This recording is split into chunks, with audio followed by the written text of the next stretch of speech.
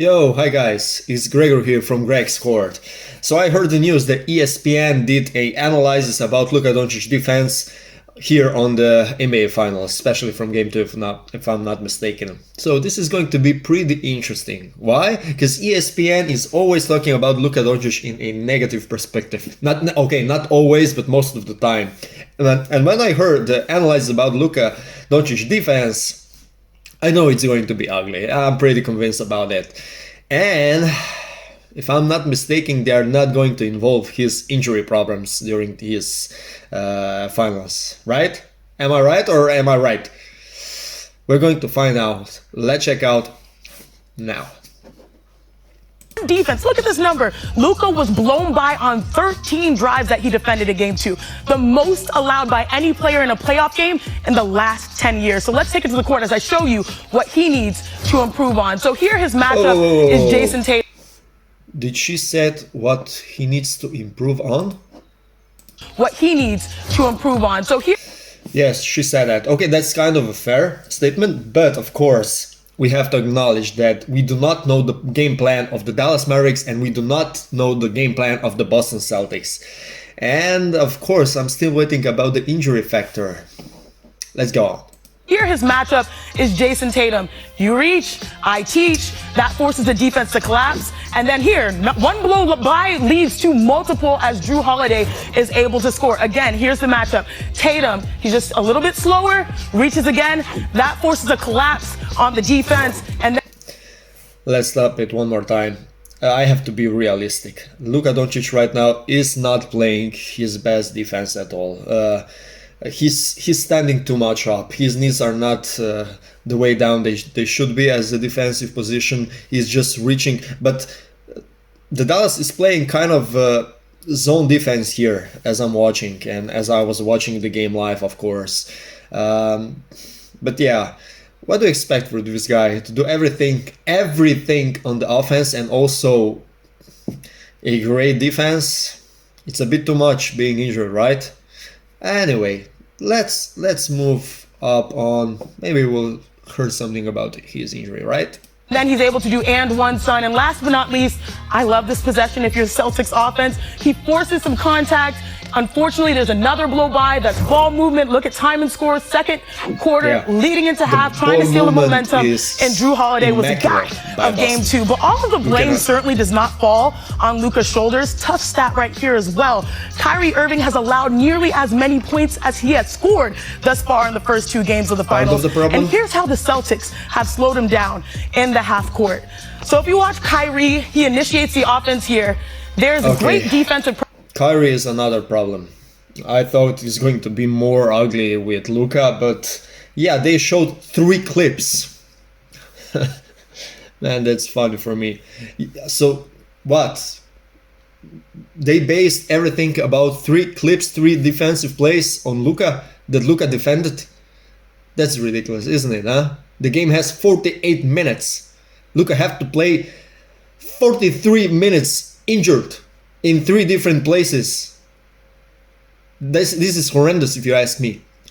When were you? I'm talking to you, ESPN. When were you when Luka was #1 ISO defensive player in the league? Just 1 month before playoff started. #1 statistically.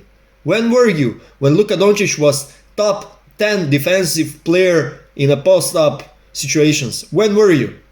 Nowhere near, right? Luka Doncic can play defense, and Luka Doncic can play heck of a defense. I believe that one reporter said that Luka Doncic, if he decides to, he can be a top defensive player in the league. But you know how it is with the defense, right?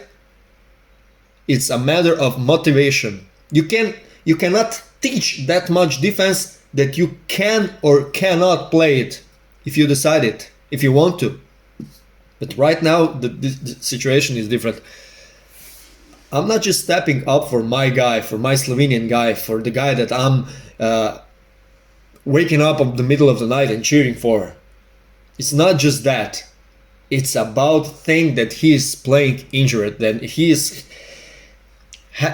has a heavy weight on his shoulders on the offensive end. Do you know that his colleagues on the court, his teammates, are shooting 9% from 3-point line on open 3 points. And if we are not talking about the garbage time, about the serious game time, you know that he scored like 7 3-pointers in those 2 games on 21 attempts, and other guys 3 out of 31. I'm not talking about the garbage time again. 3 out of 31, and altogether something like 7 to 40. Because Hardy and Exum shot some 3-pointer in the garbage time in the game 2 in very first game. Do you acknowledge that? You don't, right? So got to think other way. Luka needs help urgently in the finals. It's a big stage, I know, but right now the only player that stood up is Luka. Where is Kyrie? I get it, he had a bad game, first game, but the second game was even worse. I mean, Drew Holiday took him on his pocket, left and right. He cannot do anything. Okay, let's go on. Let's check out what are they saying about the Kyrie. Pressure. It's Drew Holiday, who's won games for them in the postseason with the defense. He blows by, he stays on his back, but he stays on balance. That's what Drew does. And then the help side defense of Jaylen Brown is ready to provide that defensive energy as well. Boston Again, Derek White guarding this time. And I love how they switch. This is what the Celtics are known for. Switch once, switch back twice. Here, the help side is there. Al Horford, who has been a great defender so far, has been able to alter that shot by Kyrie Irving. Now, if the Mavs are going to get back in this series, they're going to need much more from Kyrie Irving. Truly, he's eighth in the series in terms of scoring behind. Okay, let's look at this. So Luka Doncic has 31 points per game in these finals. Then Jalen, Drew, Jason, Derek, and Kristaps. 5 players next. 5.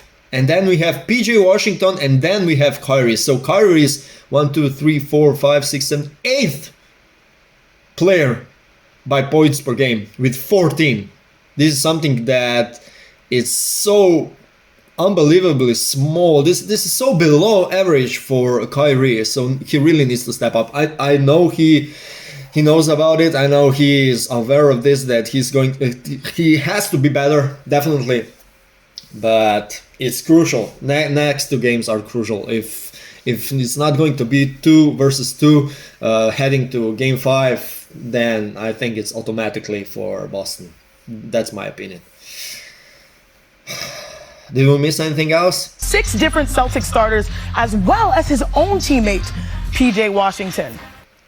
No, that's it. So yeah, basically, as I expected, they will throw Luka under the bus because of his lack of his defensive playing and everything other, like it doesn't exist. Like his injury doesn't exist. Like he's not a offensive force right now.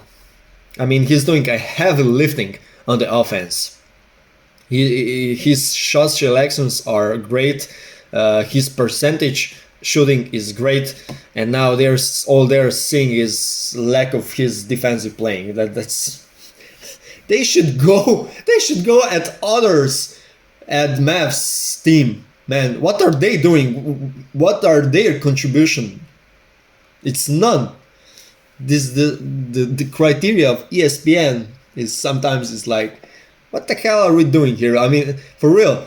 Oh yeah, of course, Luka and Kristaps are like the only international players right now. They are here in the finals. Of any other athlete is from States. So during the NBA season, we had enough of international aspects, and their great games and their MVP candidates and their rewards. And let's go after Americans now, huh? That's the narrative.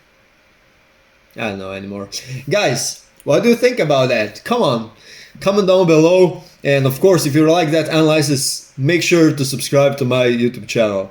That was all for now. It was great with you from Greg's Court, and man, it's going to be fun. Game 3 underway tonight.